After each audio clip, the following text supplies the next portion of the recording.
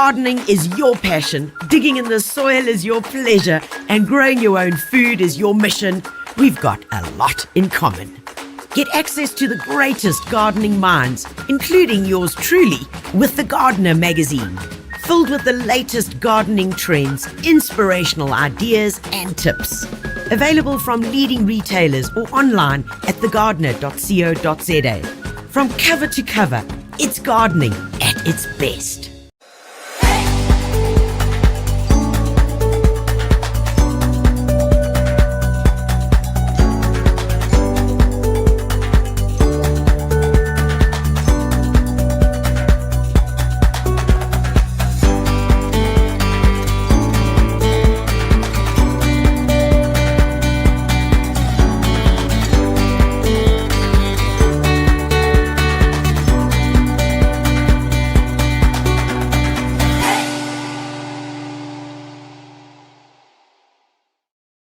The Gardener Masterclass is proudly brought to you by Stark Airs, the foremost African commercial and home gardening specialists of globally sold premium seed and innovative gardening solutions, growing together for a sustainable future.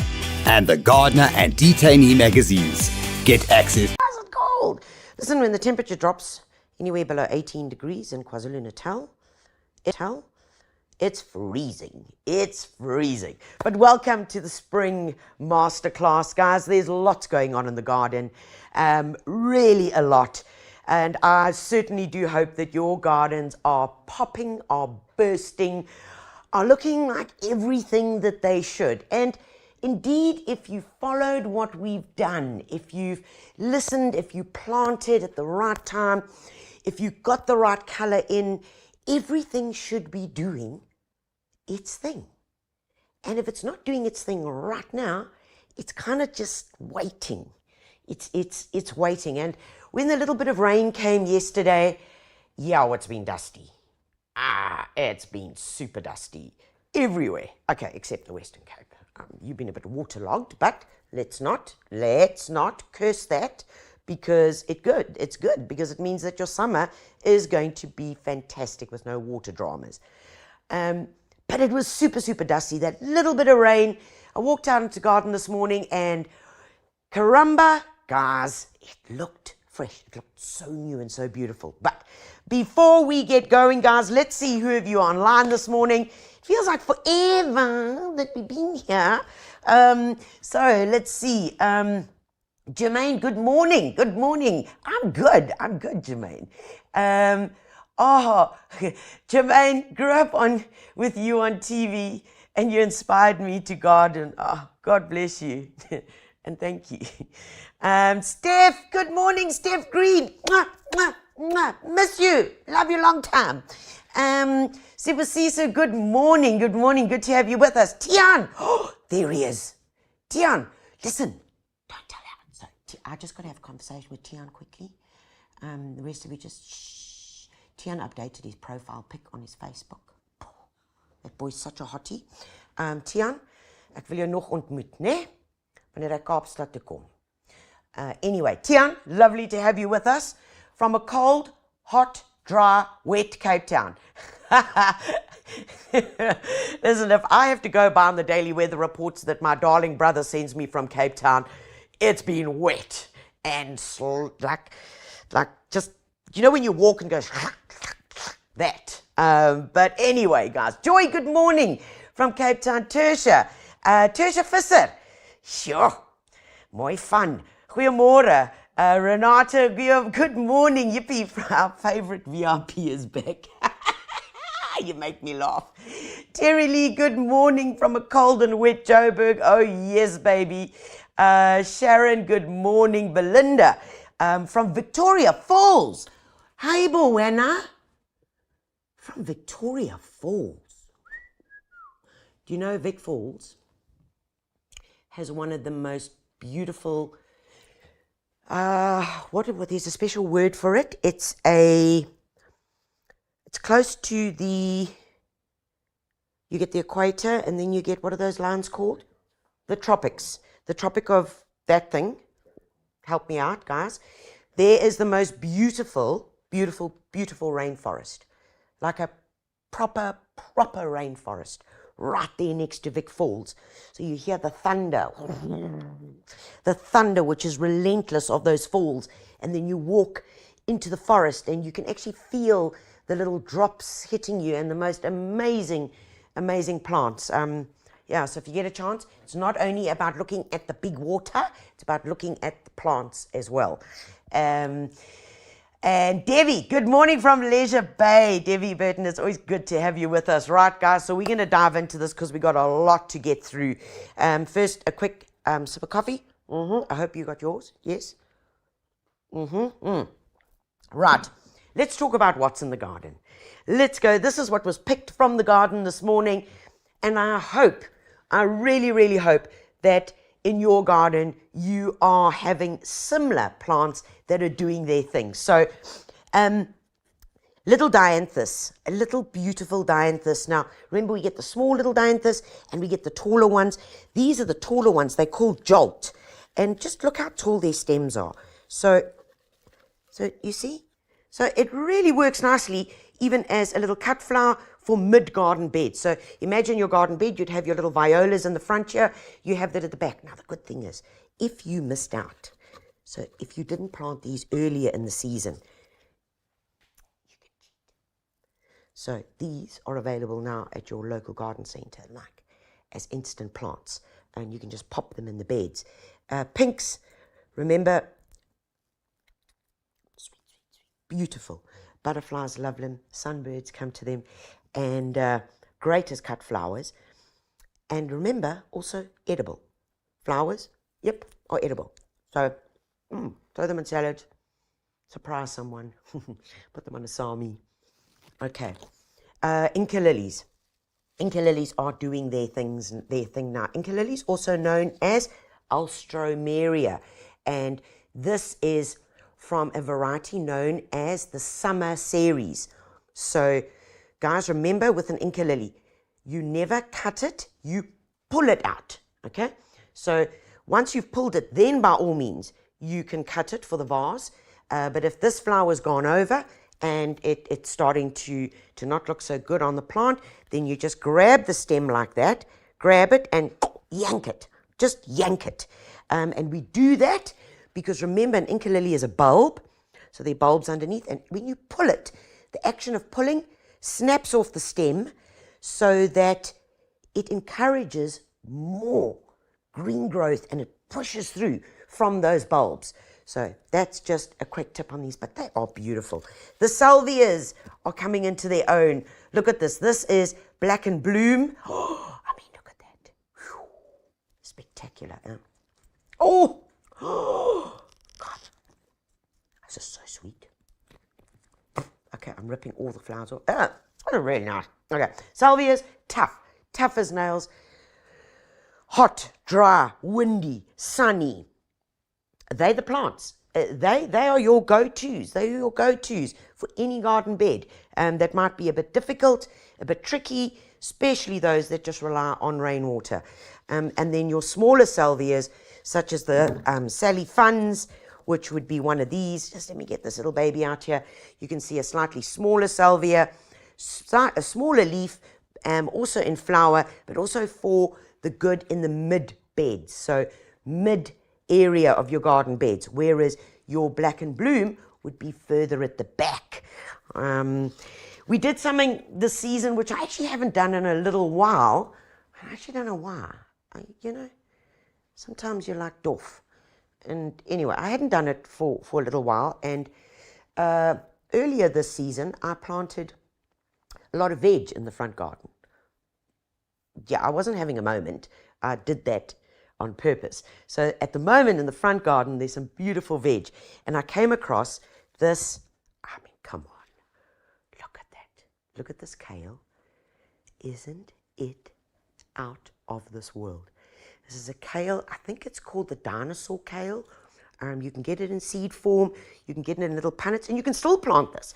You can still plant this in your garden, but look at that color. Look at that color. Look at it against the Inca lily. So we've got kale in the front garden doing its thing, looking spectacular against some yellow coleus that somehow made it through the winter. It's so intense, the color, and the colder it's got, the deeper the colors have gone. So guys, that's what's kind of happening there in the front. Oh, I nearly forgot. Oh, my little cleome. Oh, mommy, look at the little cleomes. Also mid plant, so gets to about 1 meter in height. Get it in beautiful pinks. There's a white, and there also is a lilac. Really good for mid planting. I truly love them.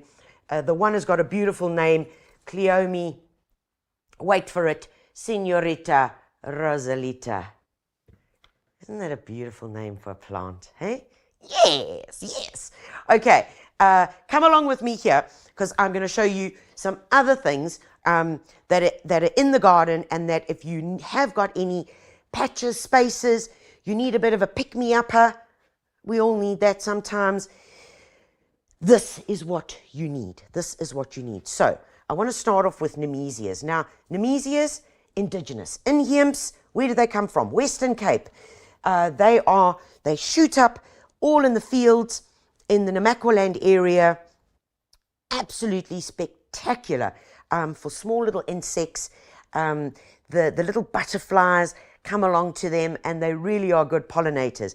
Now, Nemesias, lots of different colors, from the mauve to this lovely orange, a little white, and the yellow. But look at the promise. Look at the promise in these. Look at all those buds. Look at them. Look at all these buds. They are waiting. They're just waiting. So these guys are fantastic to be able to plant in pots, right at the front of beds, and they really do the trick. Now, you're going to say to me, well, Tanya, just stay over there. I need to find a pair of secateurs quickly. When they have finished flowering, guys, and it always is a thing. You know, when they finish flowering, what do I do? What you don't do with an Nemesia is cut it back too hard. If you cut it down here, all right, it is going to die. Guys, it is going to die. So when pruning, after it's finished flowering, so let's pretend that this is finished flowering, I want you just to give it a light deadheading. And you're going to go in there, but notice where I'm pruning. All I'm doing is just taking off the long bits that had the flowers. These would have gone over. And what we left behind with, let's just get rid of that, is we've got leaves.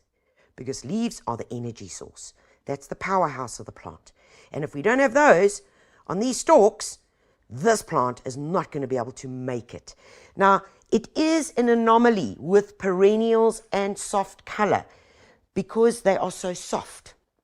Because they're so soft as a perennial, they don't have a deep root system.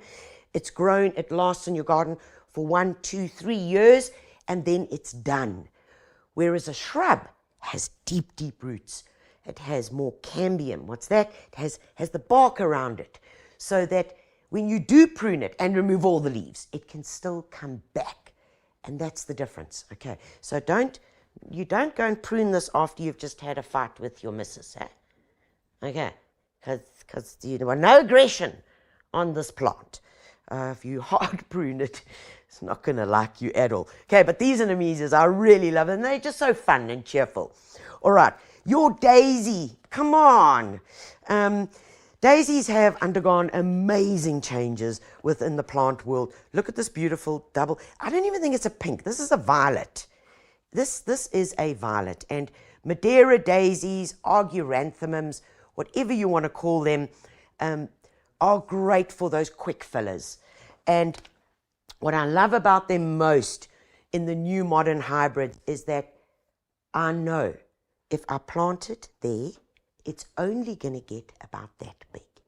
It's not going to become 1.2 meters and take up my whole garden bed. Because a lot of us with small corners, small little front gardens, it's the last thing we want. We don't want it to take over the whole garden. Okay, so plant them with confidence. Absolutely. Scaviola.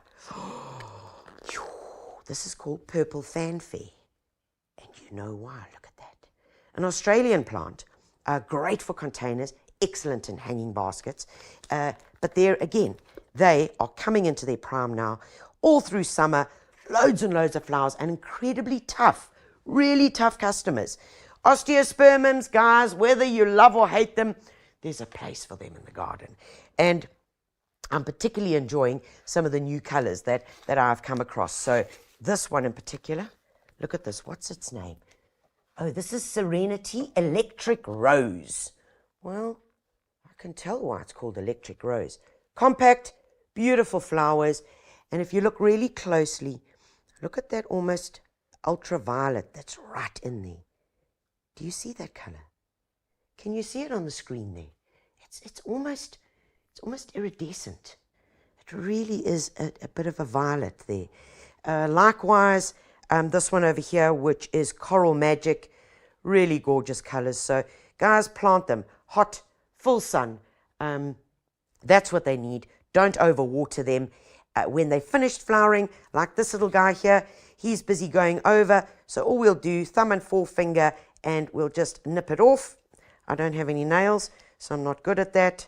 So go in there with and get rid of that. The more you do that, the more, of course, you're going to encourage new flowers. So get into that, guys, and get planting, because this is like instant.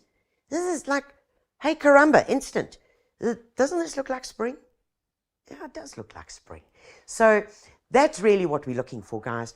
And they are available right now at your local garden centre. The other things that I want to touch on very, very quickly is many of you are going to have these.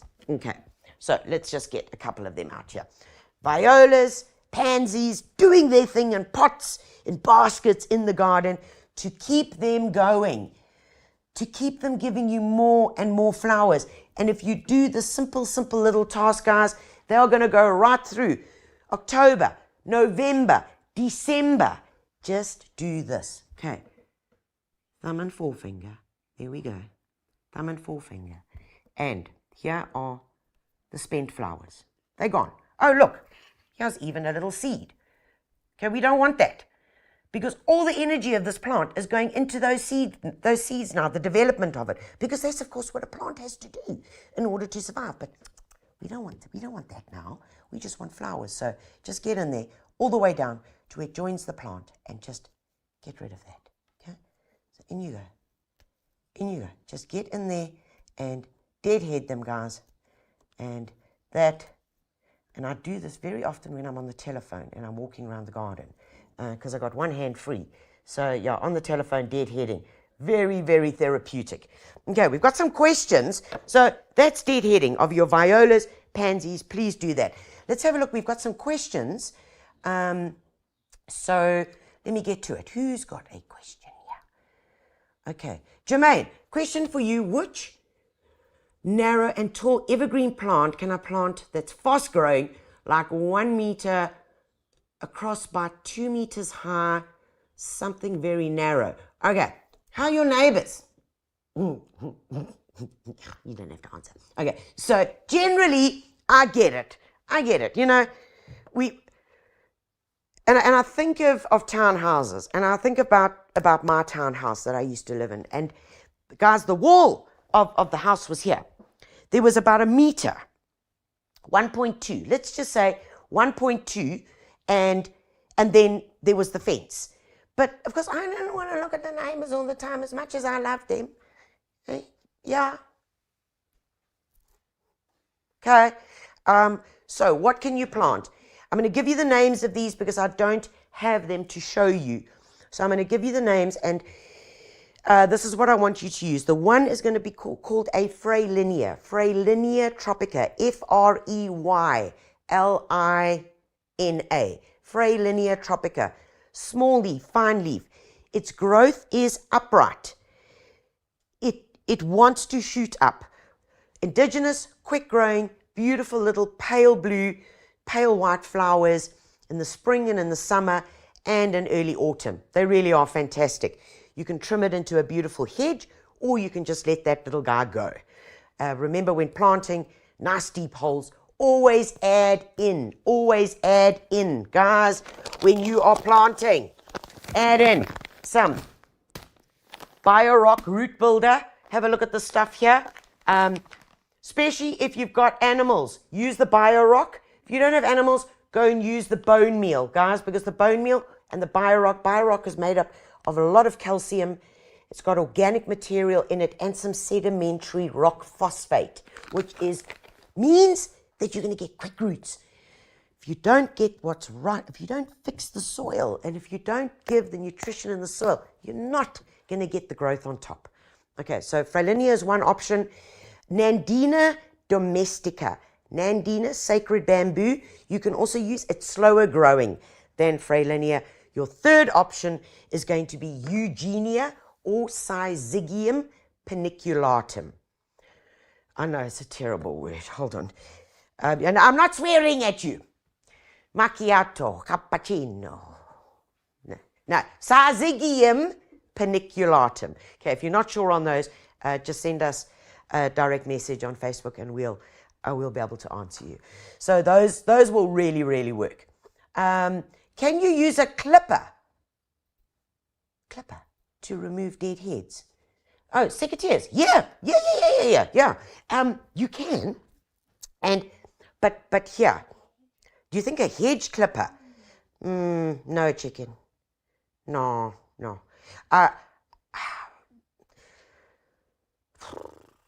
Would there be a time that I would do that? No, negative.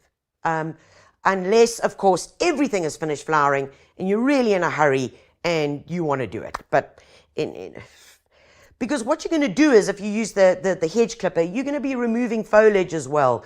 And you're going to end up, I don't know, unless you want to turn it into a topiary. But my first instinct is going to be, no. Okay, so let's not go there. Jackie, hi, I've got a question. I bought a Mackay Bella. It's still in pots. When should I plant them? Mackay Bella, another great hedging plant, but it does get a bit wider. So for earlier questions, don't use this. Mackay Bella gets a bit wider, indigenous, called the forest fever plant or forest bell. Beautiful, white, and then they fade to they start off blue and then they fade to like a white bell-shaped flowers. Really beautiful, can grow in quite deep shade or can grow in full sun. When can you plant it? Anytime. It's evergreen. It'll enjoy being planted now because as we're going through the change of season, so you're going to get it established. So get it out there.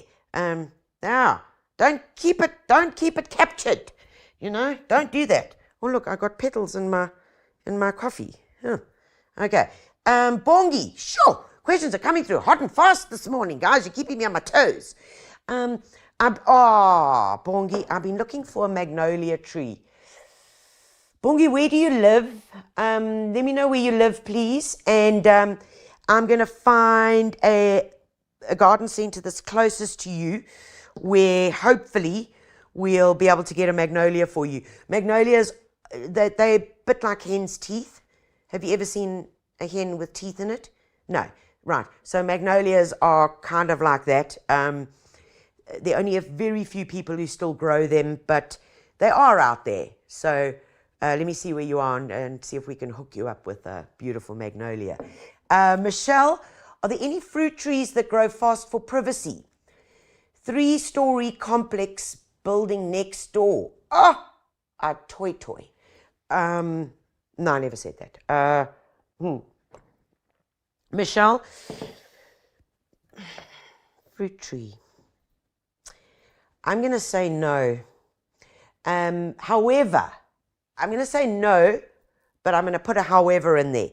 There are hedging plants that you can grow which do get an edible fruit. The one is the one that I mentioned a bit earlier, the Syzygium caudatum or Eugenia.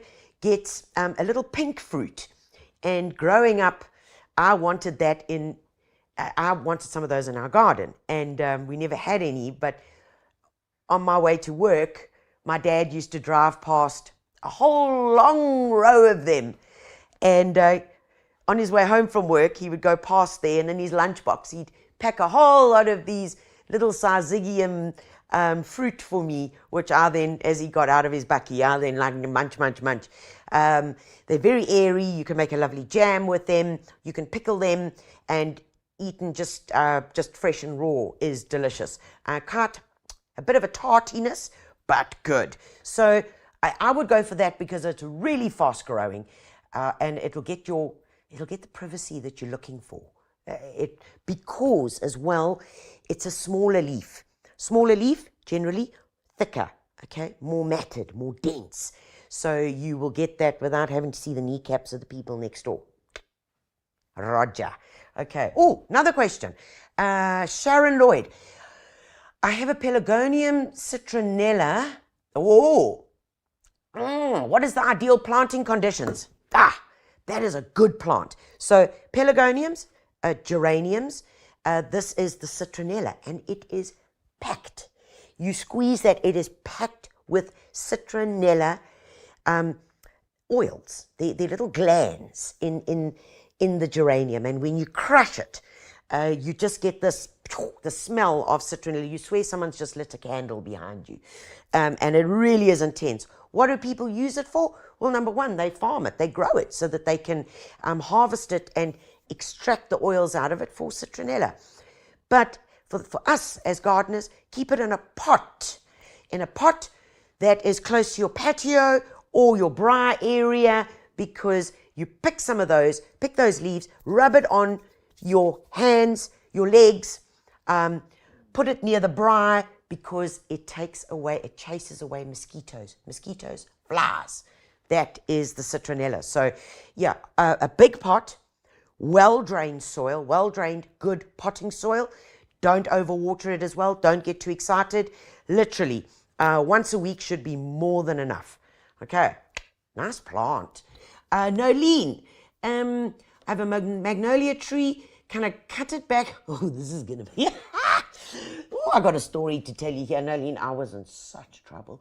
I have a magnolia tree. Can I cut it back by half to be able to reach some of the magnificent blooms, which I give to a family as gifts? That's so nice. What is the best fertilizer for it? I'm in Durban. The bees absolutely love the magnolia. If I use rooting powder, will I be able to propagate it? I'm going to start with your last question. If I have rooting powder, will I be able to propagate? Magnolias, I think they like to stay rare. I think they like being different, because they are extremely hard to propagate. They are incredibly challenging. If your magnolia produces seed, you could try from that. But generally, as an all-rounder, they are really difficult to propagate. Can you prune it back? Let me tell you a story. So we've got a magnolia right outside here. It's called Little Gem. Big flowers like this, big white flowers. And it had one stem. It had some others which I pruned away because I really wanted that look. And then I wanted that typical tree look, because it's in a circular area. So I wanted it to be a bit neat. Anyway, this thing was going off and doing its thing. And of course, I had my mini chainsaw one weekend. I got a bit excited. I pruned because I wanted to check the growth. Oh, by the way, you're not going to do this now, because your magnolia is about to come into flower. It's about to give you the best flowers ever. All right, so don't prune it now. Wait for it to finish flowering. But the moral of the story is, when I'd finished with my magnolia, I promise you, it was a stick. It was a stem and 3 sticks. Well, I don't think I got fed for a week. I was in such trouble. You want to see it now? It's beautiful. The shape has been adjusted. It's looking fantastic. It's well balanced. Yeah, dodged a bullet there, guys. Krazan, on the Syzygium, what is the ideal spacing between the trees for a hedge? Very good question. On your Syzygium, there are 2 things I'm going to answer here. There are 2 ways I'm going to give you this answer. One is, if you've got a budget that can afford a few extra trees, then I'm going to tell you to go 80 centimeters apart. Okay? So that's 30, 60, 80. Okay? No. I'm going to reverse this. Actually, no, I'm right. Yes. You're going to go 80. So if you can afford a few more trees, every 80 centimeters. If not, you can stretch them to 1.2.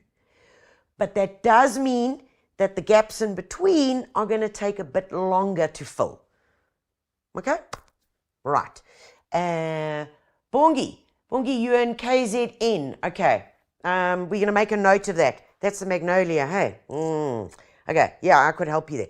Right. Am I going to leave this computer, guys? We go. We got 2 more questions. Okay, we're going. We should just have a questions and answers. What do you say, guys? Are you in? Should we just have a questions and answers? And then you're going to tell me and I'm going to kind of like try and help you out. Okay, Rose.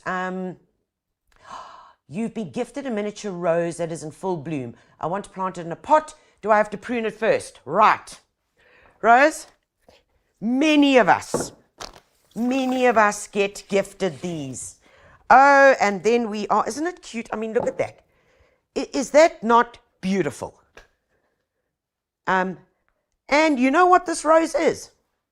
For the rose fundies, you'll know the name of this rose. This is a rose that many of us have in our outside big rose gardens. This is South Africa. This is the Floribunda, South Africa. So the way they make these, I don't say the way they make these, the way they grow these, guys, is that it's actually like many little cuttings that have been put in here. 1, 2. So it's not a rose plant. This is made up of many little cuttings that have been put in here. So it's not a forever thing, this. This is not forever in this pot. It's not meant to be. Us South Africans, ons gooi niks weg nie. Niks. In Europe, they buy this thing, it finishes flowering, they gooi weg. We go and womble, and we find things, and we keep it alive, okay? And I think that's just our inherent nature as survivors of floods, hail, riots. Shall I go on? No, because I'm going to start talking about America soon. So, no, let's not go there. It's a beautiful country. Huh? It's a lovely 50 states, 50 stars, sorry. Okay, I've been given the stokoog, so which means I must not even go anywhere near and talk about that. So let's go back to the rose. And this is Rose South Africa. When it is finished flowering, all right, when it's finished flowering, this is what I want you to do. And I have to do this to show you this, so don't ooh and ah and start crying. I want you to look at the stem, all right? So your stem is, say, this is about 20 centimeters. You're going to go halfway down the stem, and you're just going to prune off, all right? So it's finished flowering, okay? All right, finished flowering, yes, and you're left with at least 3 or 4 sets of leaves. Do you see that? 1, 2, 3, 4. 4 sets of leaves. Once you've pruned that whole thing, then you're going to take it and plant it into the garden, or you are going to plant it in a pot. How do you go about it? In a pot, good potting soil, premium potting soil, the best you can get, with 1 or 2 handfuls of this stuff. Remember, we spoke about it earlier. Put in your root builder or your superphosphate. 1 or 2 handfuls of any organic pelletized fertilizer will do the job as well. 1 or 2 handfuls, mix it in, pop this little guy in, and keep it well watered because folks, these are grown in a very heavy palm peat based potting soil. So you can see it's very wet. It holds a lot of moisture. If I squeeze this, I'm telling you, I'll get some water out of this. There's moisture. See, there. Okay, so when you plant it, you've got to keep it well watered initially. Don't let it dry out. But then, as life goes along, you can then start reducing the water. But to give you an idea, my mom passed away in 2020.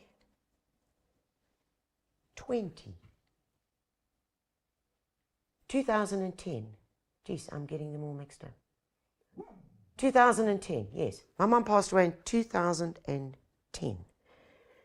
At her funeral, we had this potted rose South Africa, on the tables where you got the cook and tear afterwards. And we took those and we put them into big wooden barrels in my brother's garden, and we put 3.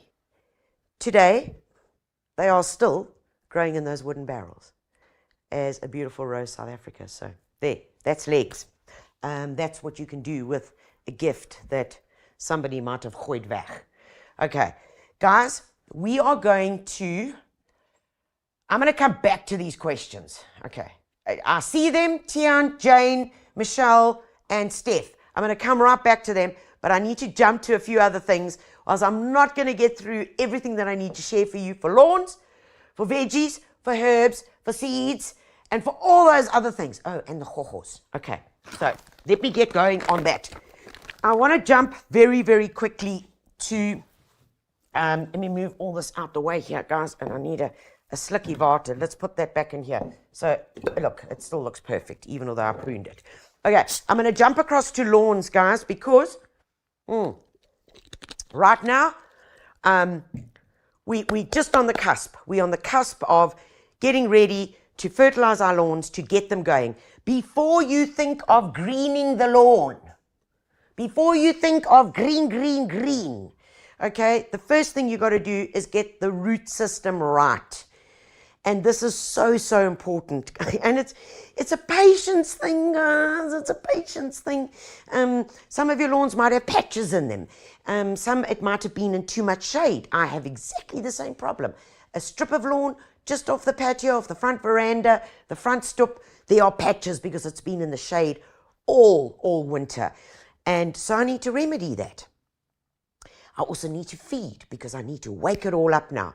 But I don't wake it up with a high nitrogen fertilizer.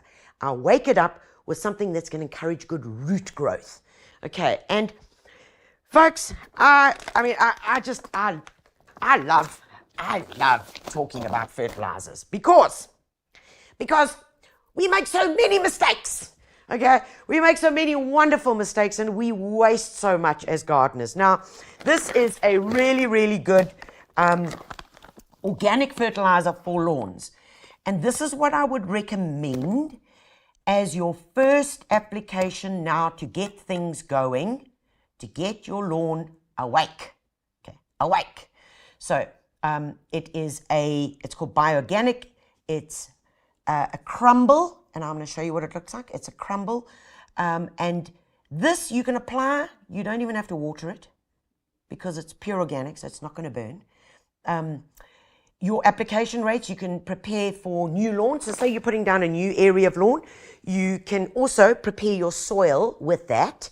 And I'm going to show you just how, because it's very, very interesting when it comes to, and I'm going to need a few gadgets, but I want to come across here. And I really do just want to spend a bit of time on this, guys, because I know that things can get out of control. So let's pretend that you've bought a bag of this and you're going to fertilize your lawn. The first thing that none of you do, is you don't read the instructions. Nah. Ha, funny that. No, you don't read the instructions. So if we had to read the instructions on the back of this, it will tell us right here. New lawns, 200 grams per square meter. All right. Established lawns, 50 to 100 grams per square meter. Well, that's lovely. What's 50 grams? What's 100 grams? I mean, no, we're not doing that. I'm going to show you why.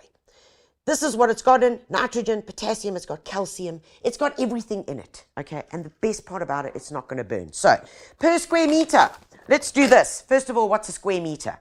A square meter is approximately this. So, it's one step there, okay? So, I'm going to go from here, all right? And that is, ladies and gentlemen, if you don't know what a square meter is, that is a square meter. One step there, one step there. Okay, so there it is. So it's telling me that I must apply 50 to 100 grams. What did you just say to me there? I can't read your handwriting. Oh, we're going a bit over time. Sorry. Do you know, they get very panicked in the background there. Sometimes I wish I could actually pull out my cell phone and take pictures of their faces. But then they're making big faces at me and telling me what I should be doing. And I'm like, I can't even read your handwriting for the instruction. So can I call a friend?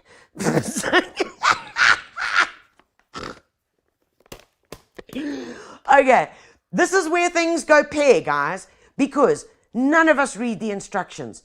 And you know, when you go to your garden center, they say, this is a 5 kg. Guys, a 5 kg will comfortably do 100 to 150 square meters of lawn. You're like, yeah, I've got about that. 10 meters by 10 meters, that's 100 square meters. You go home, you start applying this, you get halfway over your lawn, any pakkie is leer. There's nothing left. Then you go back to the garden centre and you say, I've got to buy another packet of that. Your instructions were wrong. They weren't wrong. We were just applying it incorrectly. Okay, so 50 to 100 grams. This is on our wake up. Now, for your wake up for spring, I'm going to go with 100 grams. Absolutely. Per square meter, all right? This is on an existing lawn. How much is that? If you really want to test me, you can go and practice this and do this little science experiment at home. You can go and do it, but this is actually what it is. If you took a handful, look at the nice crumble. Do you see that? So you can spread it really nicely over the lawn. Okay, because it's a really, really good crumble. See that? Nice, easy spread. So if you take a handful and you had to put this on your weigh less scale, that you pull out of the cupboard and take the dust off, because every household has one of those, I'm telling you. A handful like this will weigh between 40 and 60 grams. Promise you. Okay, so we've got 40, which means that 40 to 60. So if I'm going for 100, it's not, do you see what I'm saying? It's not a lot. So this, in fact, would need to go over a square meter. You've got to be kidding me. I was putting it like this. I was putting it like that. Okay? No wonder why I didn't go very far. So 100 grams would basically be 2, 1. That's 100 grams, guys. Klaar. Story over. Finished. That's 100 grams per square meter. And then you give it a good water. Like I said, you don't have to water it in. What I like doing, okay, I'm taking myself back around the other side.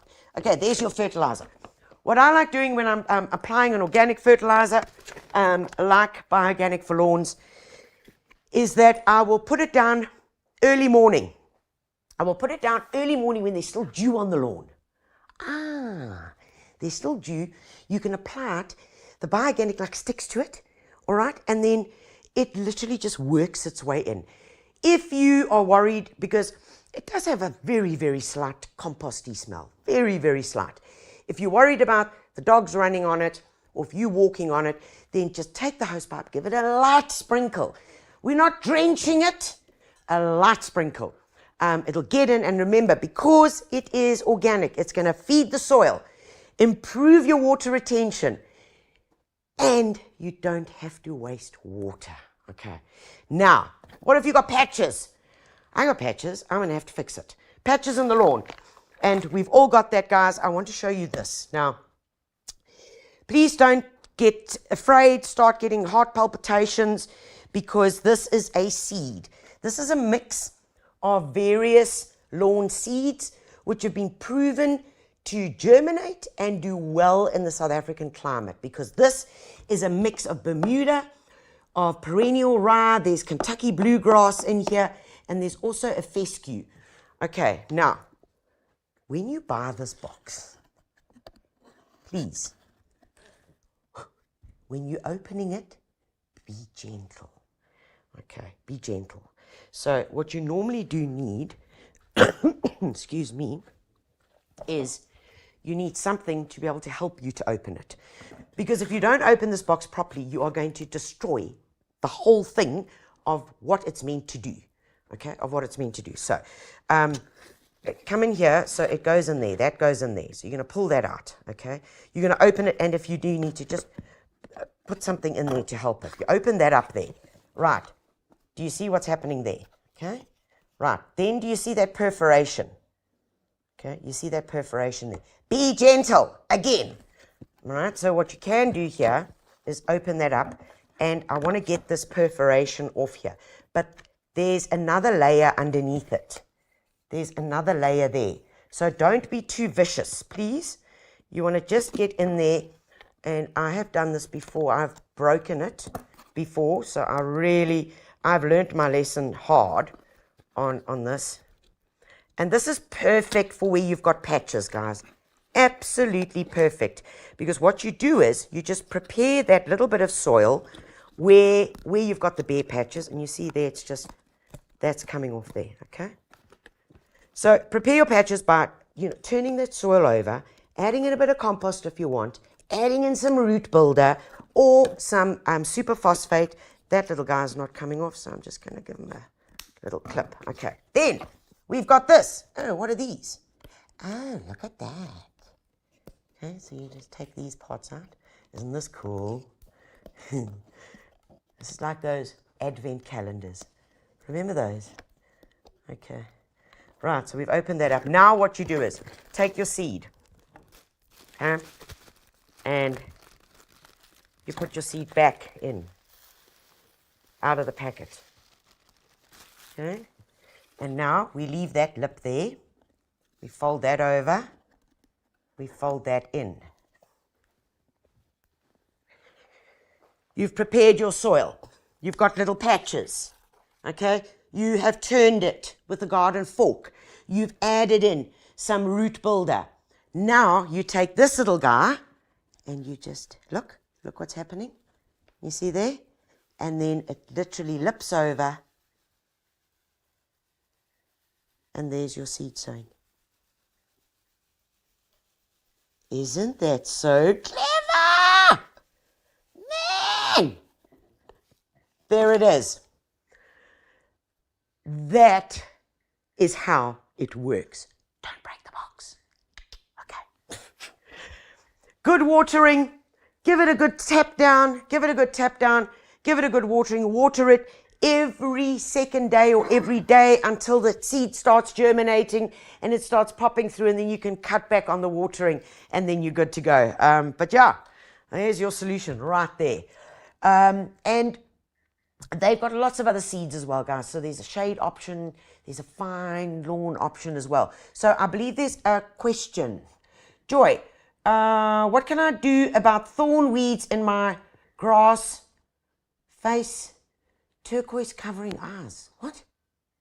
Oh, that's an emoji that hasn't come through. I'm thinking, what lawn has got turquoise eyes closed covering eyes? I'm like, Joy, is this like a trick question?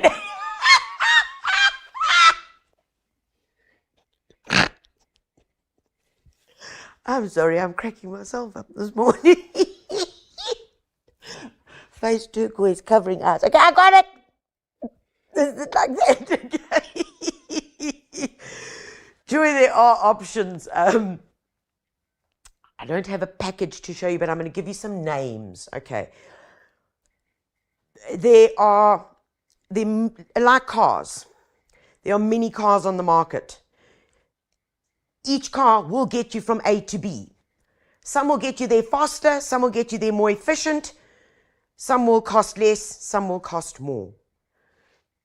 When the names that I'm going to give you are for a selective herbicide that will kill perennial and annual weeds. So this is not the Taz. What I'm going to give you now is the Range Rover. Okay. It goes over rocks and through water, where the Taz will just get you from A to B. Okay. So the names are as follows. Versus, V-E-R-S-U-S, turf weeder. Okay. Super lawn weeder. Needed the name. Super lawn weeder. Those three. Versus, turf weeder, super lawn weeder. They are more expensive than the one that sits next to it, which has different names, okay? But you're not going to go for those lesser priced ones because they do not have 2 active ingredients. The one with 2 active ingredients will get rid of tough perennial weeds, which is what you have there. Okay, got me, right. Okay, so we've woken up the lawn. You're good to go. You've now sorted out the patches. You're a rock star when it comes to the lawns. In our next masterclass, we're going to teach you about your summer feeding. But if you want to learn more about lawns, guys, please, you're on my YouTube channel here. Please go and look. We've got loads of videos on spring treatment. I actually think we had a whole masterclass just on lawns. Did we? Yeah, we did a whole masterclass just on lawns. Okay. Now, in the veggie garden, come along, yeah. Oh, man. Okay. Look at this. Look at this, baby. When we were preparing this morning, I did come up with a silly phrase, and I am going to say it. The turnips turned up for spring. Turnips, guys, so many people don't like them. They're delicious. Roasted. Crack some salt over it. You know that beautiful pink salt? Crack some salt. Crack some pepper. A little bit of butter. Yummy. Yummy. You can even make turnip chips. My chickens love the leaves. So in the veggie garden, guys, a lot should be happening. Whether it's the kale, we've left some of the soft Asian greens, which are these here, and the rocket. We've left some of them to flower because remember the flowers we can also use in salads. They're also entirely edible. And it's great for the next succession of what we're wanting in the veggie garden. So those rocket seeds will fall. Okay, they will fall and then they will just germinate again, and much like the pak choy. So leave them, let them flower because their flowers are beautiful. And the basil, oh man, I mean, here's the perennial basil. Gosh, I wish you could just smell it. Jesus, licorice, all sorts. Man, hey, I'm just going to stroke the cameraman because he's going to smell. He's going to smell. Mason's not with us today. We got a new kid on the block called Matt. So he just asked me to be gentle with him. I'm going to be gentle. Yeah, I'm just stroking him gently with the. But welcome to the family, Matt. Mason has not left. He's gone overseas. He's gone to Australia, Bali, Wolvia. God, I hope he comes back. Please, Mason. Not because of you, Matt. Mason must just not live in that land. You know what I'm saying? Well, we're not going to talk about that either. Okay, right. So everything should be doing their thing. So it's your cauliflowers, your brassicas, your carrots, your radishes. But guys, we in that change of season. When we in that change of season, get ahead of the game, because now you can start sowing a lot of your summer veg. And what are those? Your chilies, all your peppers. Okay, I mean, look at the varieties that you can get. Get in there and get sowing them. But we know that they need a bit of warmth, especially in lots of areas in SA at the moment where it is going to be still chilly, and we're still going to have chilly days. So remember to help things along, get a little propagator just like this. It works a charm. You're going to use some palm peat.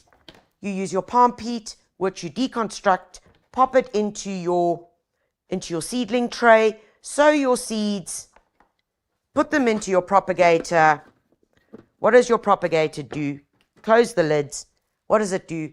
It heats it up, it keeps the temperature constant, and it aids your germination, especially when we are in the change of season. I mean, and some of you, depending on where you live, you might even be doing this right up until November because we still get those incredible cold snaps. So use things like this to just help you get ahead of the game.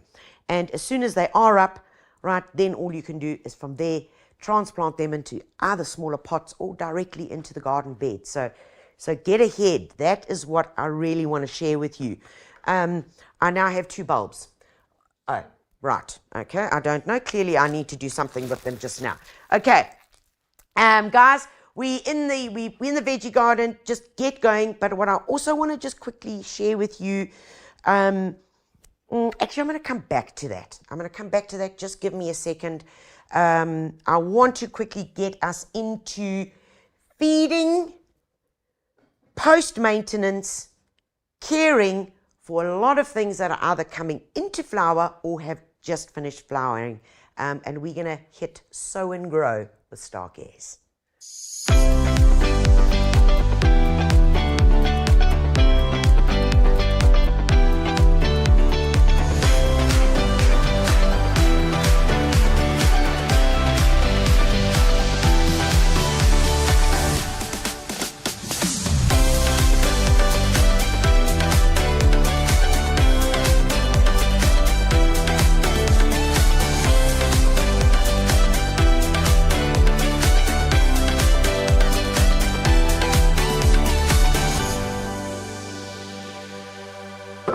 Wasn't that a quick set change? You must see all the people running around here. Okay, anyway, guys, here we are. Sow and grow. Now, for you guys who have a miserable orchid that's trying to stay alive, or you've got some beautiful orchids, because so many of them are flowering right now. They're starting to push flowers. Your oncidiums, your cymbidiums, whether you've got a phalaenopsis that you were gifted, they are flowering, and they love this time. But guys, when they're flowering, they need support. They need a bit of energy. And remember, as orchids are epiphytic, it's true to how we plant them and the medium that they're in. I mean, this is so incredibly light.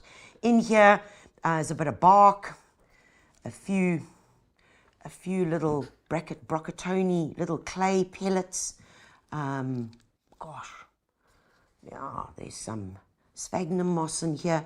They really are grown in a very, very lightweight medium. What does that mean?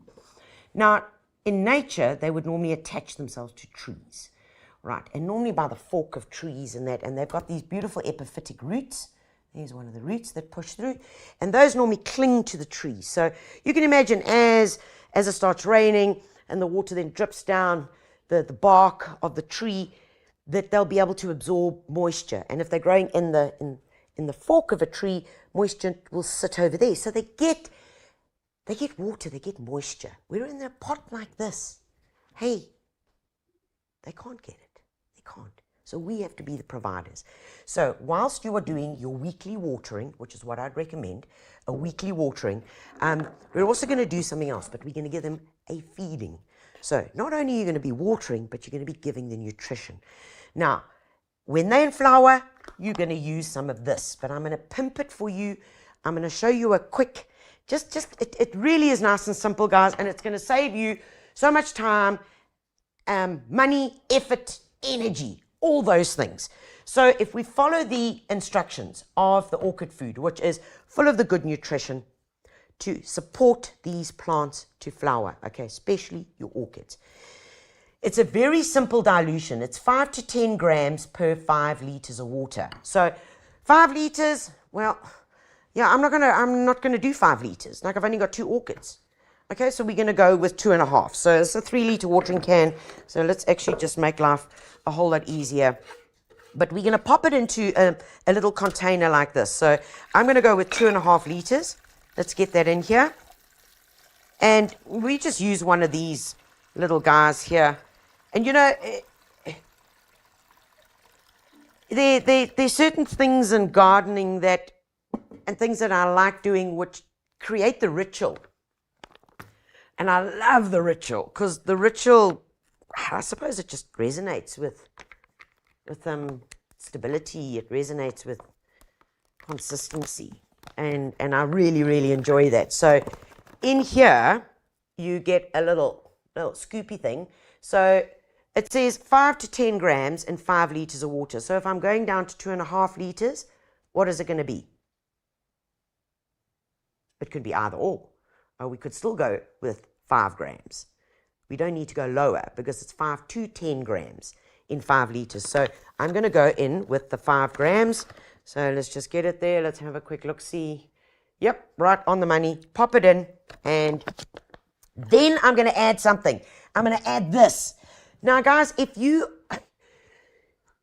watering, if you're feeding, if you've got a bit of time, if you've got your spray bottle, if you've got your watering can and you're able to feed, don't just water.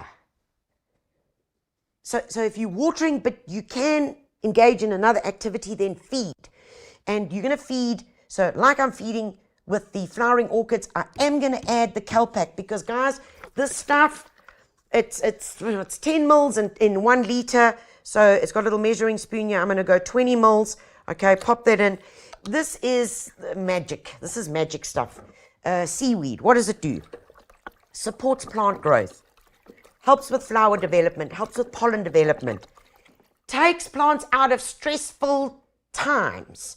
So like if we had to take a vitamin or we needed a little immune booster, that would be like drinking Calpac. Not us, the plant. But that is what it does. So if it's looking a bit off color, it intensifies flower color, helps root development. The list is as long as my arm, and I'm not kidding you, of what it can do. So together with the flowering orchids food that we are going to be giving, good stir, we know we are on the money. We take the whole plant, take it, pop it inside here. This little guy, same thing, pop it in here. All right, and then I've got a little jug, little container, and we take it and then we give them a good water. And you know, in this moment, when you're doing this, it's not you standing with the hose pipe over here,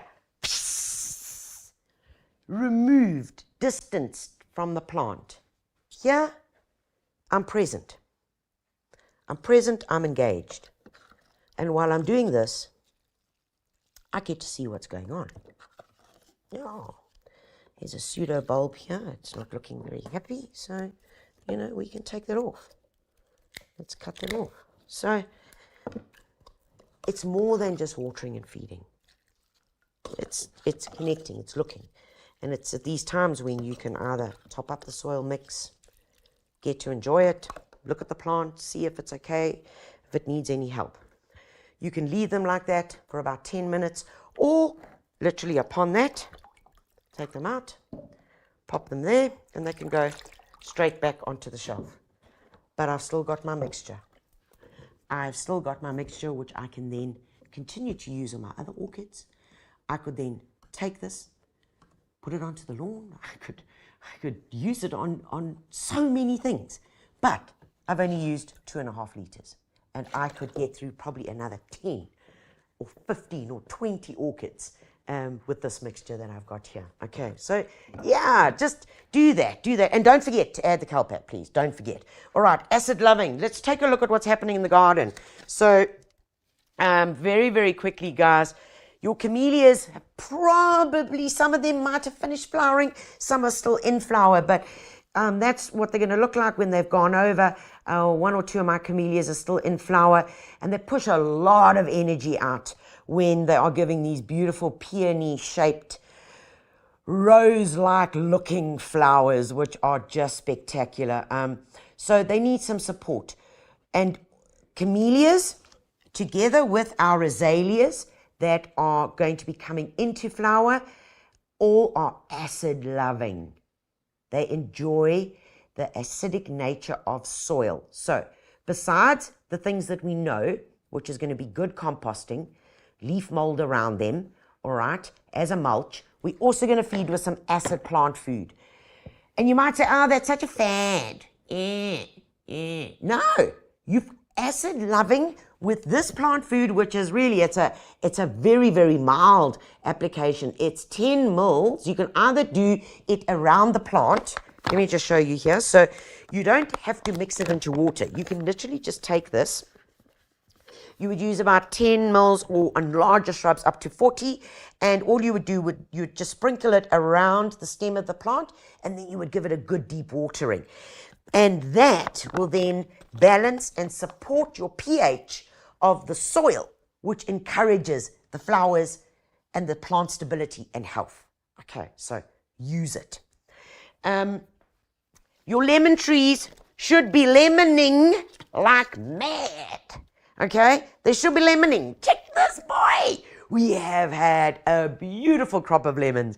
But likewise, guys, it's all the energy into these beautiful lemons. The plant gets a bit stressed out. Yeah, and look, Exhibit A. Exhibit A, all the energy has gone into the fruit. This, you see this pale yellowing here? Do you see that yellowing? Where the veins have remained quite green, but you got these kind of blotches in between.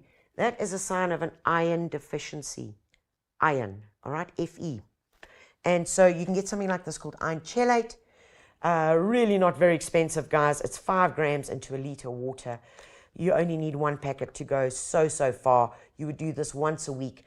Put it into a watering can, pour it around the base of the plant, whether it's in a pot or on the ground, and it'll remedy your iron chelate, your iron deficiency, nice and fast. So it's about the support. It really is just about the support for plants that are coming into flower, plants that have gone out of flower, and those that we need to make sure that we've got the right nutrition in order to get them going and keep them doing well. Okay, right. I'm going to jump on to, but let me get these out of the way. How gorgeous is this lemon? Yo, man. What a boy. Okay. Let me, and look at this. Oh, but look at this azalea. Look at that. Isn't it lovely? And this lilac azalea actually has a sweet fragrance. Yeah. Actually has a fragrance. Okay. Right, guys. Next up. Oh, and what is this? It's a hydrangea that is about to push its new leaves.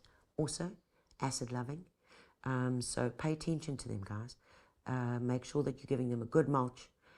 Give them a good feeding and use that acid loving plant food to just get them through, because from now on, like the race is on, hey? The race is on. They push these leaves. These leaves are the powerhouse, the energy. And after that, we know, October, November, then come the flowers. All righty. Okay, now, with everything that's going on in the garden, we got blossoms, we got shoots, we've got things that are flowering, we've got the veggie garden. Yes, there are going to be some hohos. And I want to show you Exhibit A, which I nearly had a heart attack. But let's go over here. So, guys, come and look and come close in here. Come stand up there, Matt.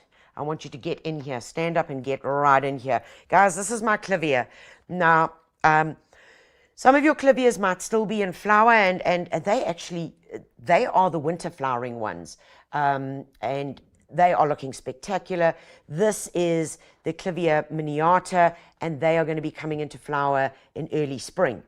But whenever there's a change in season, there is a insect, a moth actually, that causes incredible damage to things like clivias, agapanthus, and amaryllis. What is it called? It's the lily borer moth or caterpillar. And if you look in here, look what is happening. Oh, there's its poops. There's its poops, okay? So what happens is the moth comes along, pretty indescript looking moth, like orange with a few little black spots on them. They lay their eggs on the leaves of the plants. As they hatch, the larvae then burrow into the leaves and then start chomping away and feeding on it. Look at that. Look how it is eaten in there. So that the caterpillar gets in there, gets underneath, and then eats all away. And if we leave it too long, guys, it actually gets right into the center. Look at that. Look at where this little pestilence, he's chomped right in there. And you end up with this like snotty mush, all right, in the clivia. And that upsets me endlessly. I mean, I just want to actually have a nervous breakdown about this. But anyway, let me show you. We already dealt with him, but this is what he looks like. There is Exhibit A. That is one times caterpillar, and he's very distinct. He's got those little markings on him there, and you actually find them at some point. They are literally in the leaves, chomping away. And look at them here. So how do we get rid of them? Oh, I mean, this is a mess. How do we get rid of them? Very, very simple, guys. I want to show you something, and this is for your agapanthus, all right, agapanthus, clivias, amaryllis, because that's what they chomp. So I'm going to share with you, it's called Plant Care. It's a systemic insecticide. What does systemic mean? Systemic means that it gets, as we apply it as a contact spray. So we spray it on, yes, we spray it on. It gets absorbed into the plant cells and it stays in the plant cell, and it works in two ways. One, as you're spraying it, it's called an immediate knockdown. Okay, so immediate knockdown means that if the insects along there, bang, smacks them, they're gone. But then because it's systemic, it stays within the plant cell, all right, the active ingredient. So if by any chance there are some left, or the eggs that are about to, yes, to pupate, and they start chomping away at my prized clivia, heaven. Okay, but when you are using Plant Care, guys, there are a couple of things that we do wrong, and I want you to get this right. It's such small things that can make such a big difference when applying. Remember, anything, any chemical that we're using, avoid spraying the flowers. Avoid spraying the flowers. Spray early morning or late afternoon, not in the heat of the day. In the heat of the day, remember, all the bees are out. Okay? The bees are out. They're busy doing their thing. So it's important that you don't spray the flowers, because that's normally not where the hohos are. All right? For Plant Care, it's going to do the lily borer, aphids. It'll do whitefly. It'll do red spider mite. So there are quite a few things that we know that we might get. So this is how you mix it. You're going to follow your instructions. Please always follow your instructions. But this is where a lot of people go wrong, because you don't actually read the instructions. So let's say we're making 2 liters, all right, of our mixture, because you're going to, when you apply, and I'll show you quickly how to apply it. Guys, what I want you to do is, say we're going to mix 2 liters. You're first going to add 1 liter into your container. You're then going to take out your required amount of what your dilution rate is. And by the way, on Plant Care, you can use it on tomatoes and potatoes, on edibles as well. So I'm going to go 0.5. Okay, 0.5. Let's just get it in there. You're going to add that into here. And I'm going to show you why. Because then we're going to take a little bit of water. Here it is. You're going to take a wee bit of water, and you're going to add a bit of water to this, because it actually forms an emulsion. So just add a small bit of water to it. Because it's like a milky emulsion, it needs to get well distributed into it. So you mix that first. Okay. Then we add this to the 1 liter. Okay. We give it another, good rinse. And then we add our last 1 liter. Because in this way we know that we have agitated enough, mixed it up well enough to have its maximum efficiency. Okay, instead of just taking it, plopping it into here and hoping, just hoping. All right, so then pop it on, give it a good mix, guys, and then spray it on. So remember, you can use it on your clivias, your agapanthus, your cycads. Use it on your cycads. Yes, that thing loves cycads, and it chomps away. So I'm not going to go through the whole spraying process, guys, but do spray, please, around the base of the plant, on the soil as well. So if there are any grubs or anything around there, that they will get rid of it, that they will deal with it as well. So spray early morning, but there you go. There's a really good solution. That's Macro Plant Care. If you want to go with something a bit more soft and gentle, and I'm talking about things which is not a systemic. This is not systemic. This is used, and this is, guys, this is our only go-to and in the veggie garden, and it's Organicide Plus. Why? Yeah, what's the why? The why is, if you smell, I can even smell it just through the packaging. This smells like a Portuguese restaurant. Because in Organoside is garlic, canola oil, and pyrethrum. Okay, pyrethrum is from the chrysanthemum plant. So yeah, you got this. So this can be used on all edibles, all right? So whether you got aphids, whether you got some mealybug, whether you're trying to get rid of red spider mite, lemons, edibles, that's what you can use. It's got a very short waiting period. Think about it. It's made up of garlic and chrysanthemum, and the oil merely just helps to smother the insects. So from my point of view, it's got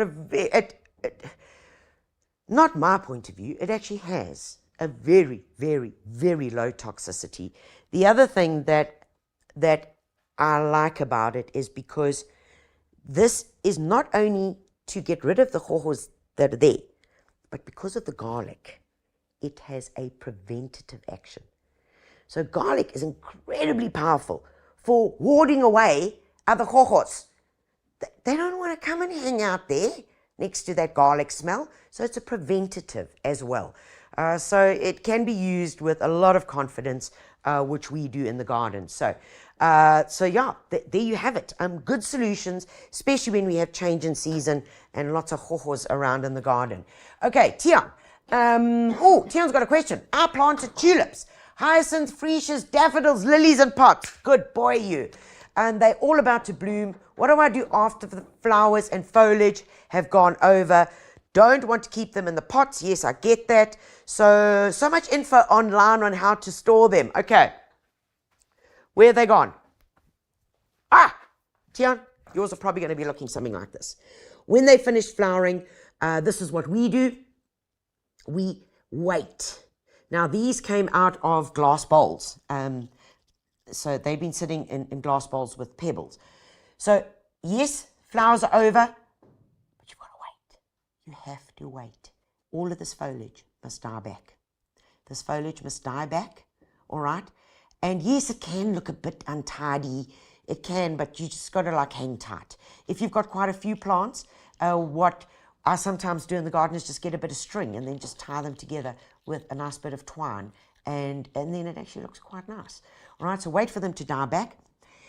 If they're in pots, you could leave them in the pots, but you don't have to. Once this has died back, you take them out the pots, you let them dry in a dark area, all right? They must dry. From there, you take the bulbs and you put them into a paper packet, not a plastic packet, a paper packet, all right?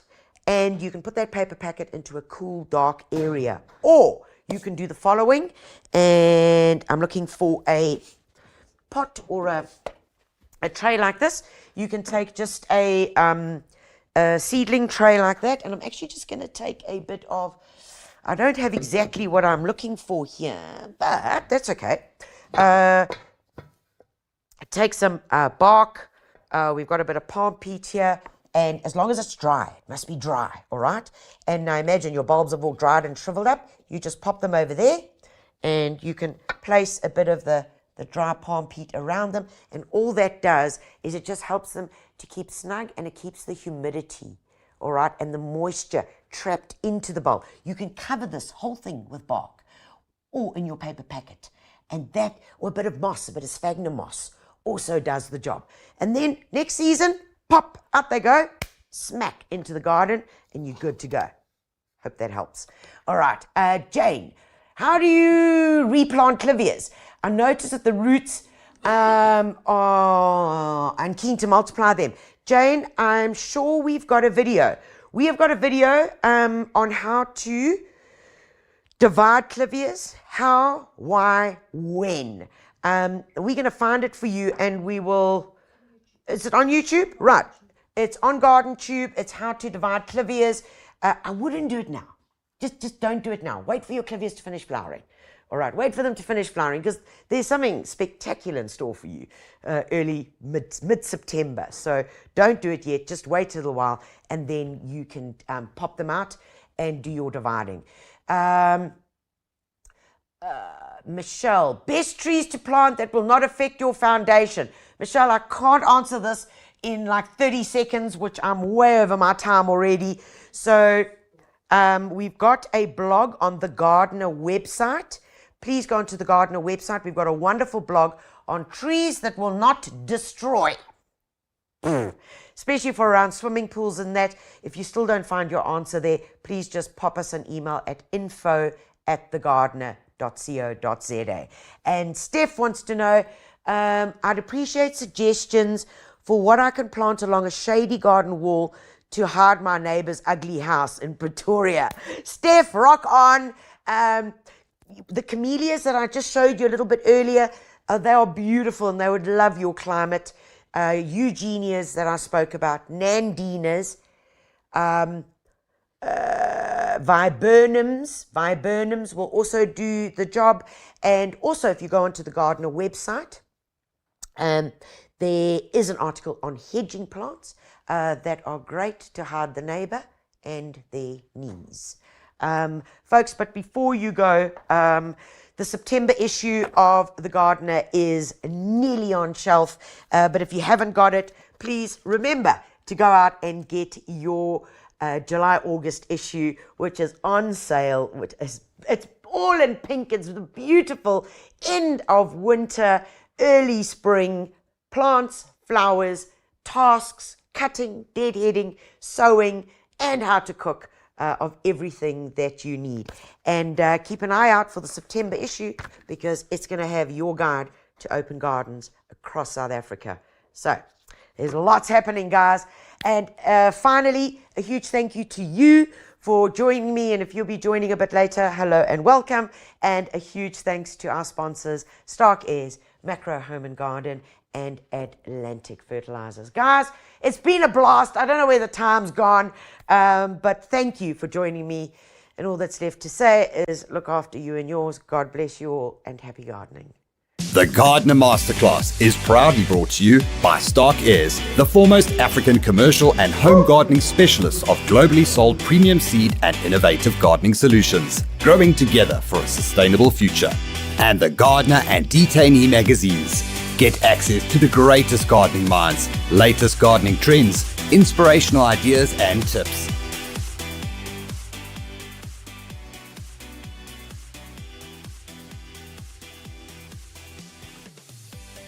If gardening is your passion, digging in the soil is your pleasure, and growing your own food is your mission, we've got a lot in common. Get access to the greatest gardening minds, including yours truly, with the Gardener magazine, filled with the latest gardening trends, inspirational ideas and tips. Available from leading retailers or online at thegardener.co.za. From cover to cover, it's gardening at its best.